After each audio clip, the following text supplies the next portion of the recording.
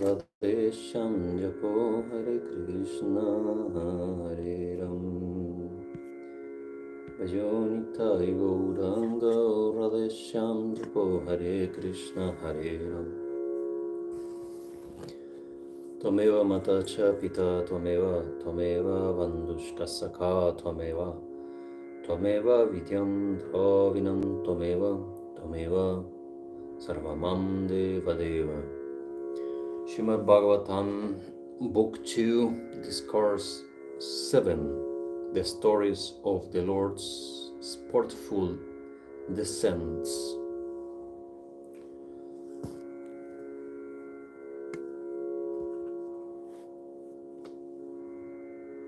Jai Guru, Jai Guru, Jai Guru, Sri Gurave Namah. Jai Mahavira Radharamana Ki Jai. Jai Nitai, Jai Guru, Jai Sri Radheshyam.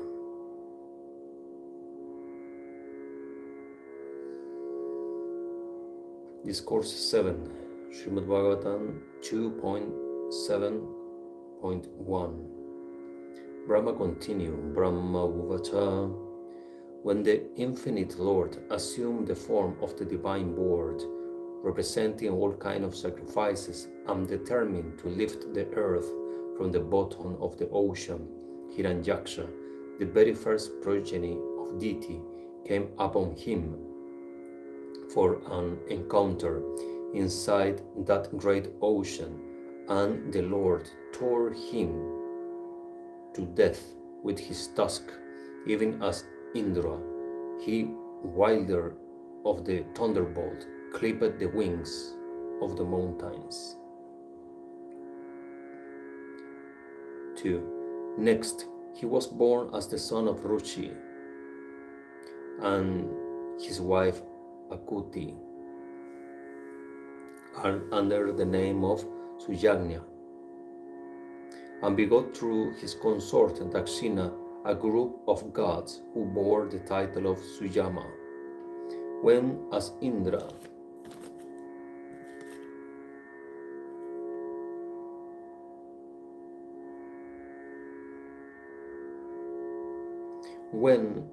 Indra he relieved the great affliction of the three worlds, he was renamed by Swayambhuva, his maternal grandfather, as Hari, the reliever of distress. 3. Again, he was born, O Narada, as the son of Kardama, another Prajapati, and his wife Devahuti, under the name of Kapila, with 9 sisters, and impart to his mother the knowledge of the spirit, by means of which she whipped off in the course of that very life the dearth of attachment to the world of matter, which had polluted her heart, and attained to the state of Kapila, final beatitude. 4. Pleased with the sage Atri, one of the 7 sages who held the office of Saptarshis during the first Manvantara, and was so called because he had transcended the 3 gunas or modes of Prakriti, who sought from him a son. He said, I have given myself as a son to you. That is with the Lord because became known by the name of Datta. Datta is a passive past particle from the root da, to give, and therefore means given. Datta.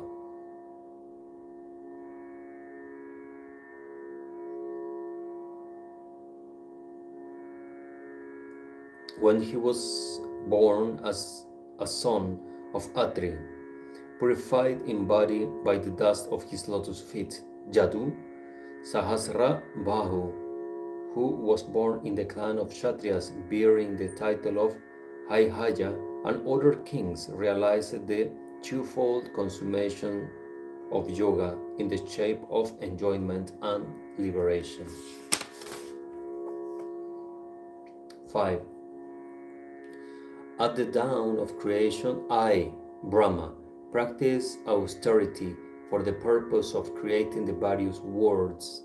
As a result of that penance of mine, the eternal Lord appeared in the form of the four brothers, Sanat Kumar, Sanaka, Sanandan, and Sanatana, all of whom bear the word Sana as part of their names and fully expounded in the present Kalpa the truth of spirit, which has been lost during the dissolution at the end of the preceding Kalpa, and which the sages forthwith perceived in their hearts as a result of that exposition.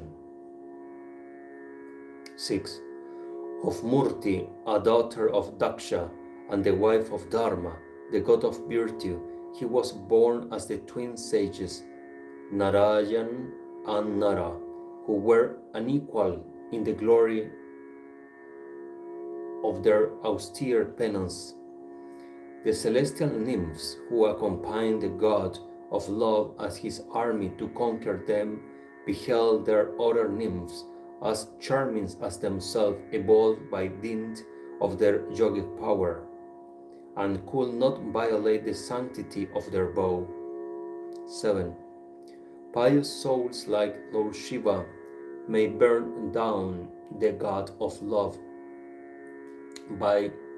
with their angry look, but they cannot burn anger, which they find too much to endure and which burns their own self. Such anger is afraid to enter the pure heart of the divine sages Nara and Narayan. How then could lust ever penetrate their mind? 8. Pierced by the shaft-like words of his stepmother Suruchi in the presence of his royal father King Uttanapada, Dhruva, who was yet a child, betook himself to the woods to practice austere penance. Pleased with the prayers that he uttered, the Lord bestowed upon his an eternal abode in the shape of the polar star, which celestial sages extol to this day while cursing round it both up and down.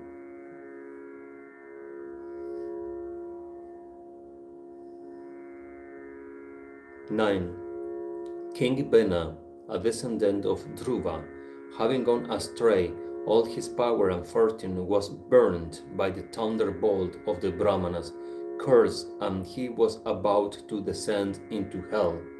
When therefore the Brahmanas prayed to the Lord, he appeared in the form of Prithu through the churning of Bina's death body and rescued Bina, thus earning the epithet of Putra, a son. It was he again who used the earth as a cow and milked it all its rich produce in the shape of food grains, etc., for the benefit of the world. 10.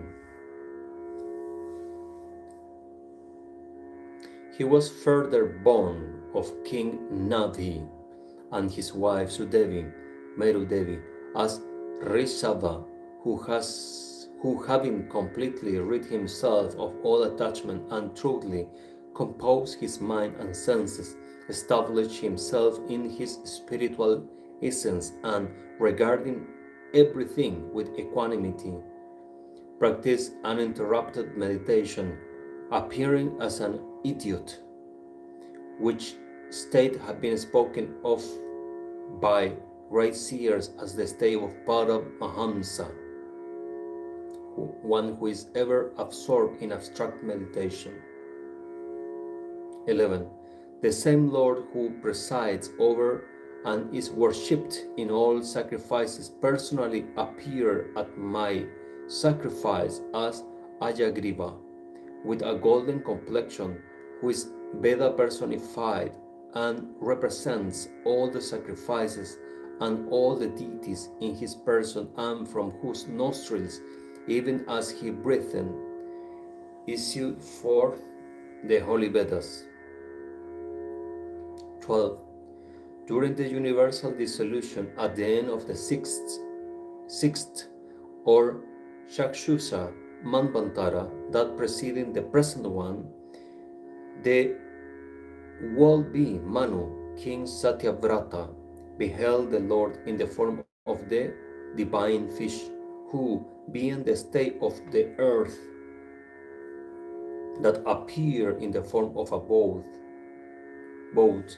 supported all classes of living beings, picking up the Vedas that had dropped from my mouth, Brahma's mouth, into the most dreadful ocean that had washed away and submerged the entire creation. He continued to sport therein till the next creation.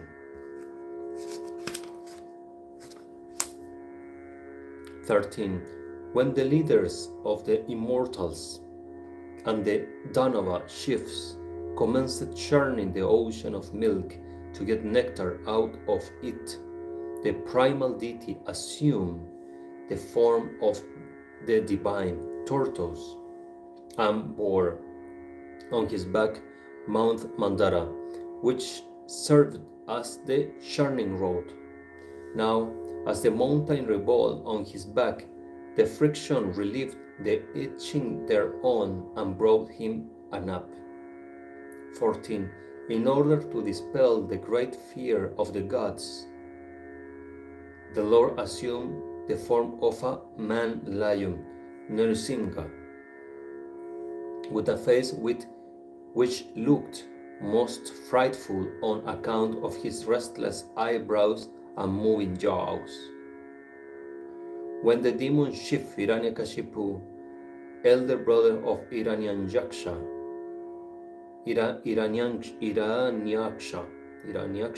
assailed him with a mace from a distance, the Lord quickly seized and threw him down on his thighs.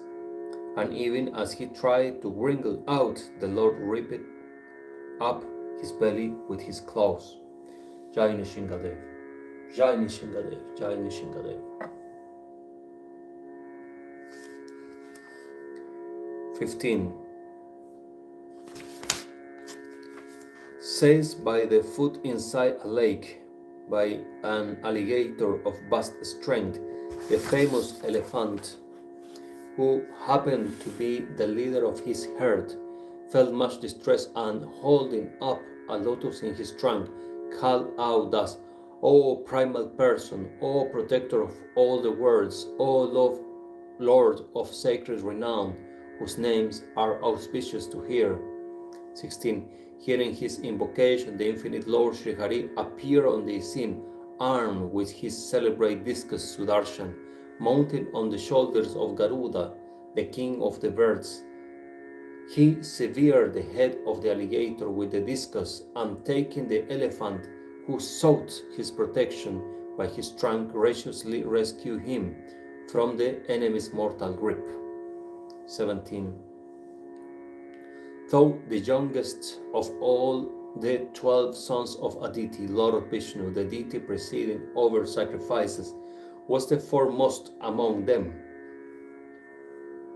in point of virtues, as is evidenced by the fact that he covered all the three worlds by his strides the moment King Bali gave him the promise to grant him land measuring 3 paces. Although in the form of a dwarf, he thus wrested the earth from Bali under the pretext of asking for land measuring 3 paces. He demonstrated to the world at large by his example that a man who sticks on the path of righteousness cannot be overthrown even by the all-powerful except through solitude. 18. Dear Narada, to acquire sovereignty over the gods, the position of Indra, this was not the object sought by Bali, who placed on the crown of his head as a token of reverence the water in which the foot of the Lord, who had taken strides to measure the 3 worlds, had been washed, nay, who was not the least inclined to do anything other than that which he had solemnly undertaken. even though warned by his own preceptor Shukracharya, but offered to Sri Hari his own body to be measured as the third step by placing his head at the lotus feet. Jai Ho, Jai Ho, Jai Ho.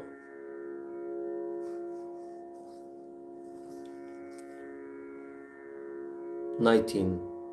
Immensely pleased with your highly developed devotion, O Narada, the Lord appearing as the divine Hamsa, taught you the yoga of devotion as well as the divine wisdom, which is like a lamp to reveal the truth of the Spirit, and which only men who have taken refuge in Lord Vasudeva can easily grasp.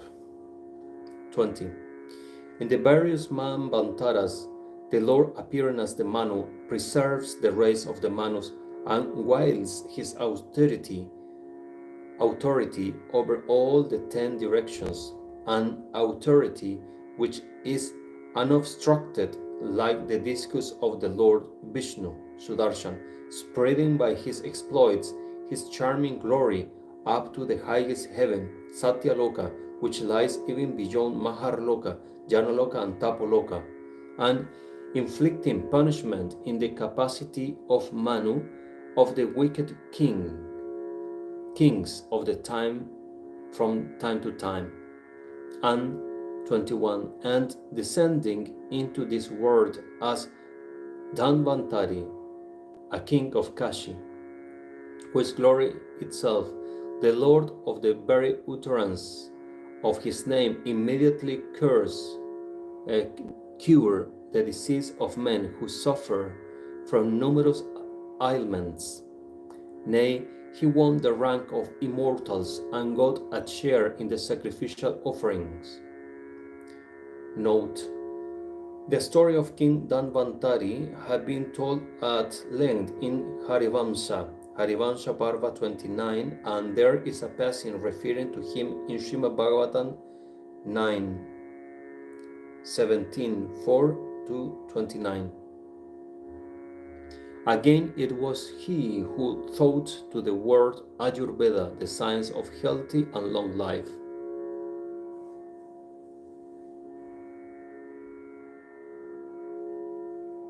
(22) When the Kshatriya race turns out to be the enemy rather than the protector of the Brahmanas and abandons the path of virtue as if courting the tortures of hell, nay, when it becomes a veritable thorn in the side of the world and is exalted by providence only for its destruction, the Supreme Spirits appear as Parasuram of tremendous prowess and exterminate it thrice 7 times with his sharp-edged axe. 23. Even disposed to shower his grace on us, Brahma and the other gods, will the Lord of Maya take his descent in the line of Ikshvaku as Sri Ramchandra, along with his part manifestation Bharat, Lakshman and Shatrughna, and in obedience to the command of his father King Dasaratha, go in exile to the forest accompanied by his spouse Sita and younger brother Lakshman. There the 10-headed monster Ravana will make him his enemy and come to grief. 24.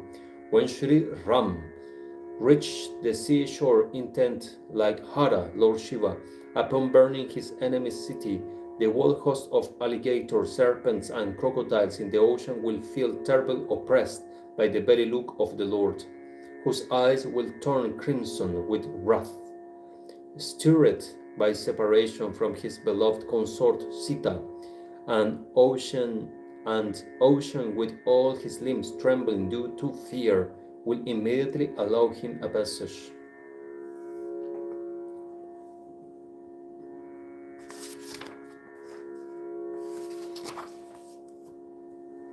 (25) During Ravana's encounter with Indra in the course of his conquests of the 4 quarters, the tusk of the elephant Airavata, bearing Indra on its back, were smashed as they struck against Ravana's breast, painting the quarters white with the clouds of their dust.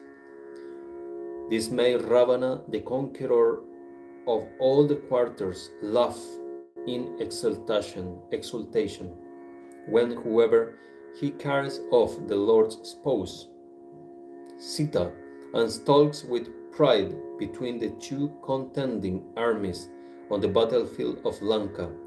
The Lord will immediately put an end to his laughter pride, as well as his life with the mere twang of his bow. 26. In order to relieve the oppression of the earth, which will be overrun by armies of kings who are secondary incarnations of demons, the enemies of gods, the Lord will be partially born as Sri Balaram and Sri Krishna, representing severally a gray and a dark hair of the deity. In these forms, he will perform feasts bearing testimony of his greatness, even though his ways are beyond the comprehension of the common people. 27. To suck out the life of the demons, Ulukika Putana, even as a newborn babe, the less than 10 days, to turn a cart upside down with his foot while yet 3 months old, and to knock down 2 very high Arjuna trees while crawling on his hands and knees between them. All these feats are such as cannot be conceived to have been performed by anyone else than the Lord himself. 28. Living in brush, he will bring back to life the cattle of brush, as well as their keepers, who met their death by drinking the poisonous water of the Yamuna by casting her gracious look at them.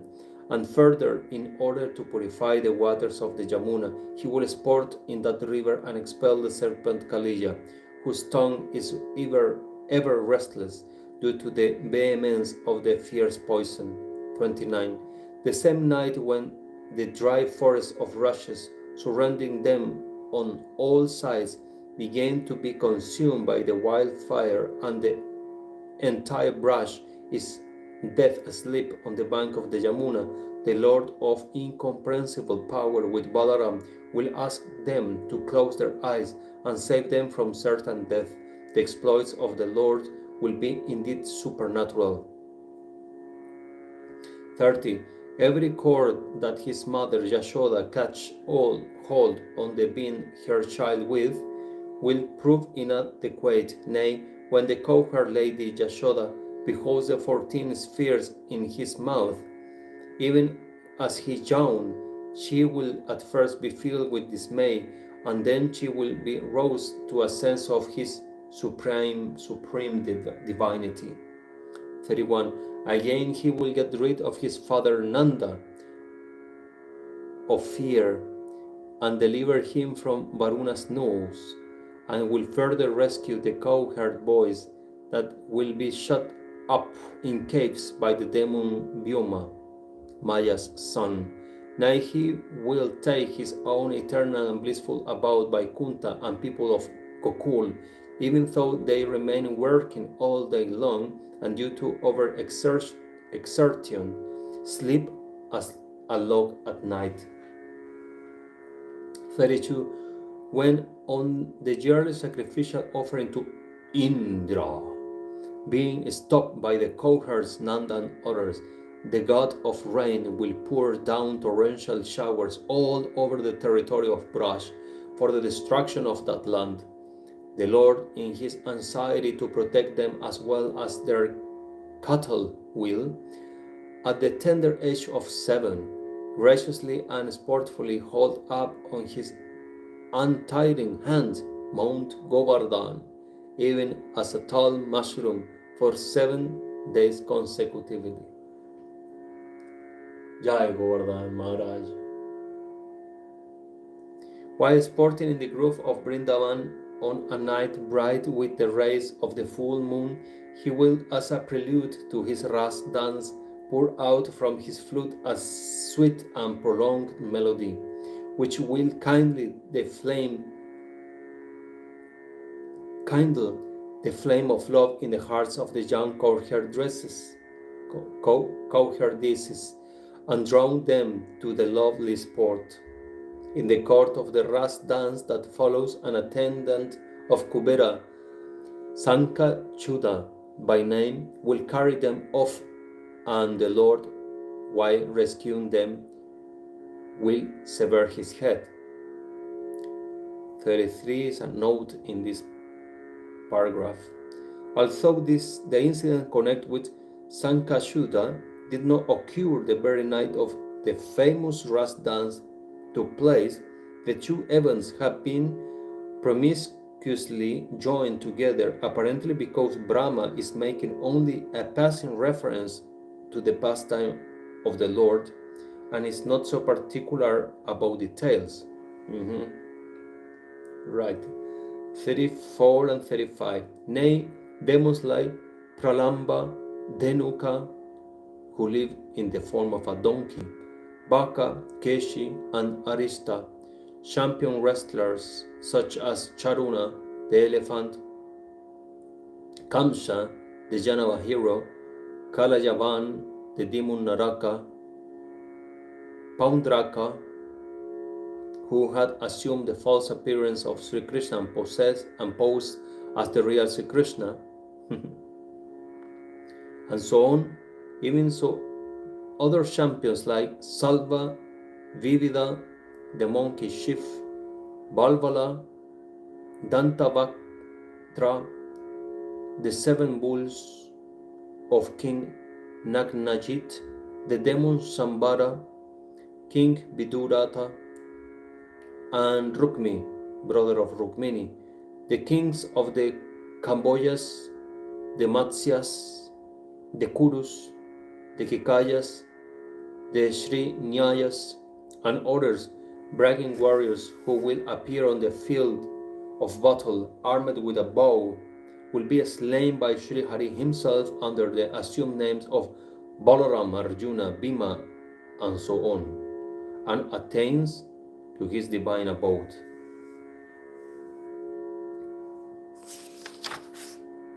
(36)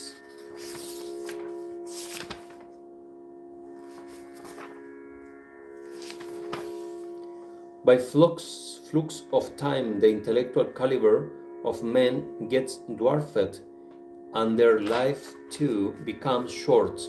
When therefore the Lord realizes that the import of the entire Veda, which embodied his teachings, can no longer be grasped by them, he manifests himself in every cycle through the womb of Satyavati as Vedavyasa, and splits up the three Veda into many branches. 37. When the demons, the enemies of the gods, though devoted to the path of the Vedas, will destroy the people with their aerial citadels of invisible velocity, built by Maya, their architect, Mayashura, the Lord will assume a garb that will delude their mind and prove most alluring to them, and teach them many a heresy. 38.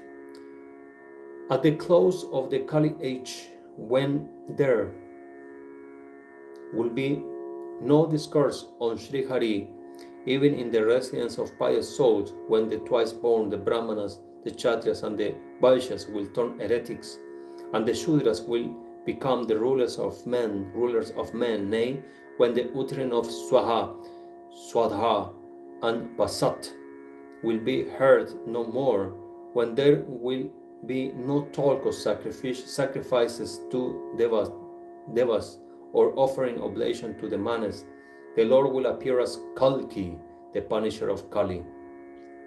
39. It is the same Lord of infinite power who manifests the glory of his Maya, marvelous creative faculty, in the form of austere penance, myself Brahma, and the nine seers, who are the lords of created beings at the time of creation in the form of Dharma, Lord Vishnu, the 14 Manus, the immortals, and the rulers of the earth at the time of preservation, and in the form of Adharma, the spirit of unrighteousness, Hara, the god of destruction, the class of serpents residing in the nethermost region, known by the name of Manuvasas, and the demons, etc., at the time of the dissolution of the universe. What men gifted with insight in this world could catalog the powers of Lord Vishnu, even though he might have counted all the particles of dust on the earth, as the Lord proceeded to measure the 3 worlds. With his strides he raised his legs with such irresistible force that the whole universe, from the outermost sheath of Prakriti, primordial matter, to the highest heaven, Satyaloka, began to shake violently when he supported it by his own might. O Narada, I neither myself nor those elder brothers of yours, Sanaka and others, know the whole truth about the Lord, who is a repository of innumerable potencies. Maya, who brings forth and withdraws into herself the entire creation, being one of them, how then could others know it? Even the primal deity, Lord Shesha, the serpent god, who is possessed of 1,000 mouths, cannot reach his end, even to this day, though he has been singing his glory from eternity. 42. They alone are able to cross the Lord's Maya deluding potency, so difficult to get over, and know it in reality, to whom that infinite Lord extends his grace, which is possible only when they take refuge in his feet, with their whole being and in a guiseless manner, and it is this alone who cease to look upon their body, which is the food of dog and jackals, as their self or as their own. 43, 45. Dear Narada, it is I who know the wonderful creative energy of that Supreme Being, and so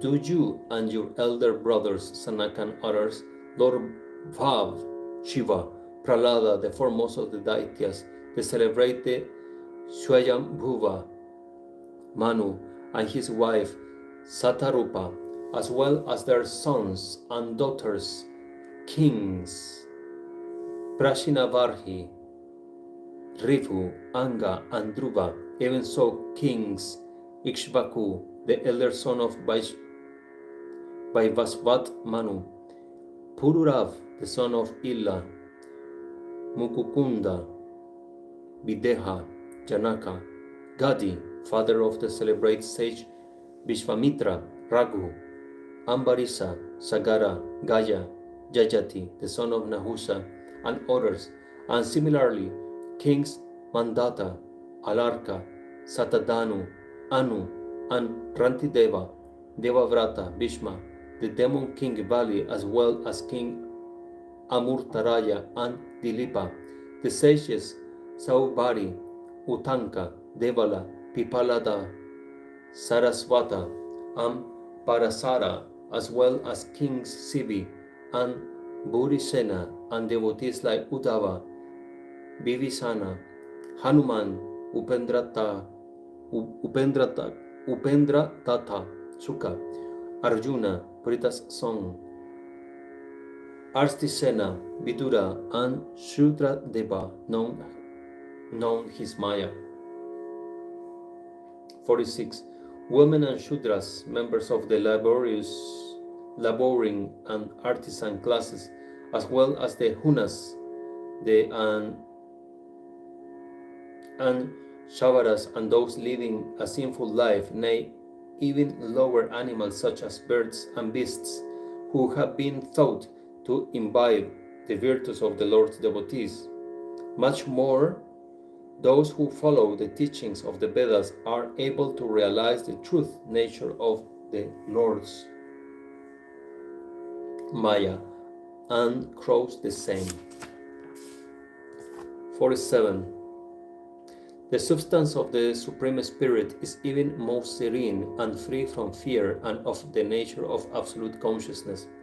It is unattained, untainted by Maya, and destitute of all diversities, and is beyond the real as well as the unreal. It is beyond the reach of words, both sacred and profane, and transcends the fruit of action, which is attained as a result of diverse course of discipline. Nay, even Maya, who is ashamed to stand before it, flees away from its presence.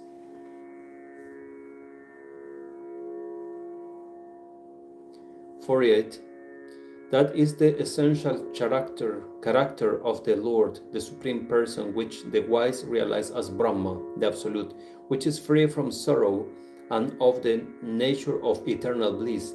Having fixed their mind on Him, ascetics neglect even the means of discarding the notion of difference, just as Indra, being himself the god of rain, has no use for a spade which is employed in digging wells."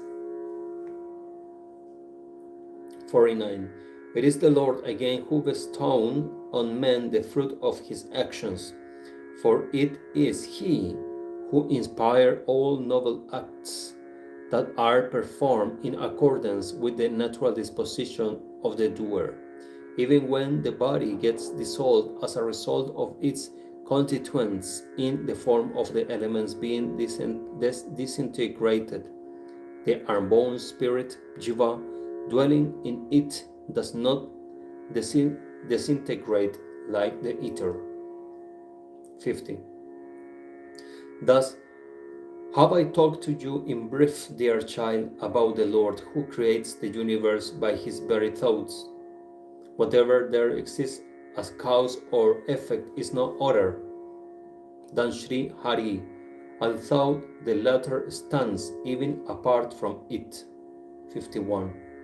This is the Deva Bhagavata which the Lord was pleased to teach me.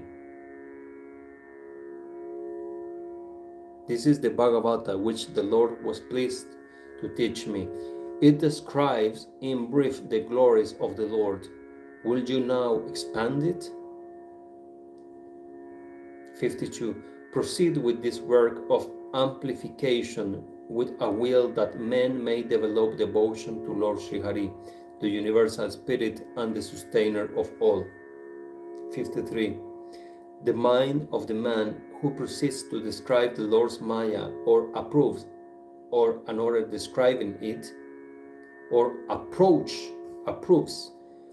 of another describing it, or reverently hears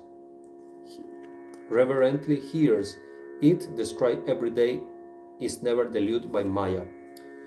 53. Thus ends the seventh discourse in Book 2, comprising among other things the dialogue between Brahma and the sage Narada of the great and glorious Bhagavata Purana, otherwise known as the Paramahamsa Samhita.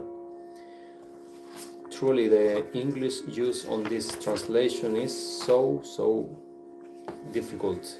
The way the words are putting together make it so difficult to read it, actually.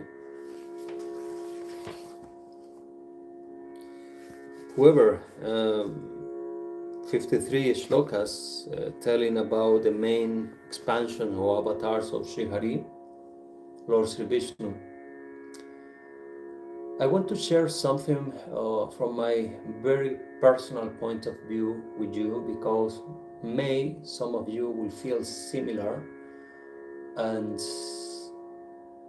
I want to speak about this. When we have been already reading and studying, meditating, contemplating the Krishna Lila in Braj, then in somehow and I say with much respect, but in honor to the truth and to our path on Madhurya, all the stories that are telling about kings and stories, Manvantara and this and the devas and here and that, feels a little bit like senseless. Feels like a little bit like tasteless anymore when you have been uh, test the sweetest fruit, then everything else looks like something that has not value anymore. It's very strange to explain this, and I am telling this to my Thakurji here in front. I am telling him that how can I live, or how I lived before without tasting that, studying philosophy, Sankhya, Jnana, Karma, this and that, without tasting the maximum sweetness of the Madhurya, poetry, philosophy, contemplation, songs, bhajan. Everything else feels like tasteless, just like intellectual matter that doesn't bring any bhav, actually. What a disgrace will be to be born in the previous yugas where everything was about that. And there was not Krishna Lila, there was not the sweet flute of Krishna singing, there was no Gopi Bhav, there was no wisdom, any knowledge or realization of Manjari Bhav. What is the point? I'm so happy, and I think we should feel very happy and lucky to be born in this Kali Yuga, in this time, just right after Sri Gauranga Mahaprabhu, so we can truly taste the sweetest nectar, the sweetest fruit, and nothing less. Jai Jai Sri Radheshyam.